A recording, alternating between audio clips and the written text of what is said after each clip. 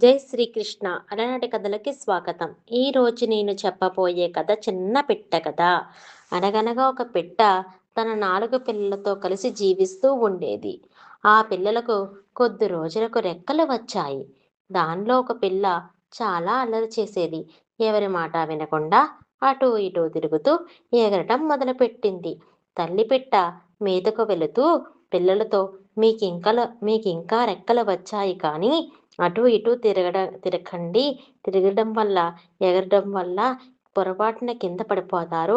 ఒకవేళ కింద పడిపోతే పొరపాటున కింద ఉన్న మొక్కజొన్నలు మాత్రం తినకండి అని చెప్పి, మీకవి తినే వయసు రాలేదని చెప్పి వెళ్ళింది. కానీ ఆ అల్లరి పిల్ల తల్లి మాట వినకుండా అటూ ఇటూ తిరుగుతూ ఎగరటం మొదలుపెట్టింది. ఎగురుతూ, ఎగురుతూ కింద పడిపోయింది. కింద ఉన్న మొక్కజొన్నలను చూసి వాటిని తినడం ప్రారంభించింది ఆ అల్లరి పిల్ల. అవి ఎండి ఉండడం వల్ల ఆ అల్లరి పిల్ల గొంతుకు అడ్డం పడింది. దానికి బాధ కలిగింది. భోరున ఏడవడం మొదలుపెట్టింది.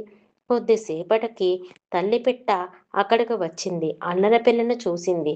వెంటనే పిట్ట ఎగురుకుంటూ ఎగురుకుంటూ చెరువు దగ్గరికి వెళ్ళి, చెరువమ్మ చెరువమ్మ, నా అల్లరి పిల్ల గొంతుకు అడ్డం పడింది.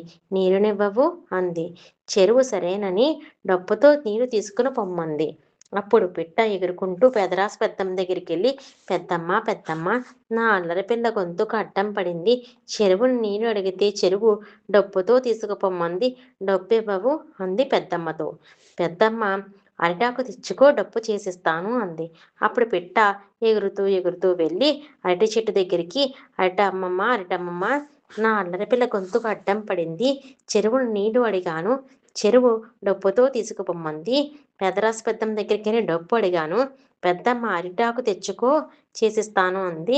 అరటి చెట్టు, అరటమ్మమ్మ, నాకు కొంచెం అరిటాకు ఇవ్వవు అంది. అరటి చెట్టు, సరే కానీ నాకు కొంచెం సాయం చేసి పెట్టమ్మా. ఈ పక్కనే తోటలో ఒక కోతి ఉంది. దాన్ని వచ్చి అరటిగెళ్ళు తీసుకుపొమ్మను అంది పెట్ట. అప్పుడు కోతి అప్పుడు పెట్ట కోతి దగ్గరకు ఎగురుతూ ఎగురుతూ వెళ్ళి, కోతి బాబా, నా అల్లరి పిల్ల గొంతుకు అడ్డం పడింది. చెరువు నీళ్లు అడిగాను. చెరువు డప్పు తెచ్చుకోమంది. పెదరాసి పెద్దమ్మ దగ్గరికి వెళ్ళి డప్పు అడిగాను. నా పెద్దమ్మ అరిటాకు తెచ్చుకోమంది. అరటి చెట్టున అరిటాకు అడిగితే అరిటాకు అరటిగెలు తినిపించమంది. కోతి బావ, నువ్వు వచ్చి అరటిగెలు తీసుకుపోవు అంది. కోతి సరేనంది. వచ్చి అరటిగెలు తీసుకుపోయింది. అప్పుడు అరటి చెట్టు సంతోషించి అరిటాకుని ఇచ్చింది. పెట్ట పెదరాసు పెద్దమ్మ దగ్గరికి వెళ్ళి అరిటాకుతో అరటి డొప్ప చేయించుకుంది. డొప్పతో చెరువు దగ్గరికి వెళ్ళి నీరు ముంచి తెచ్చుకుని ఎగురుతూ వెళ్ళి ఆ అల్లరి పిల్లకు పట్టింది. ఆ నీరు త్రాగి పక్షి పిల్ల ఏడుపు ఆపింది. చూడు బంగారు తల్లి, అమ్మ చెప్పిన మాట వినాలి. చెప్పిన మాట వినకపోవడం వల్ల చూడు ఎంత పెద్ద తలనొప్పి వచ్చిందో. తల్లి మాట వినకుండా ఎప్పుడు అటు ఇటు ఎగరడం చెయ్యొద్దు అని చెప్పి తల్లి పిల్లను మందలించింది. పిల్ల తల్లికి క్షమాపణలు చెప్పి తల్లి పిల్లని హద్దుకుంది. విన్నారు కదా చిన్నారులు. జై హింద్.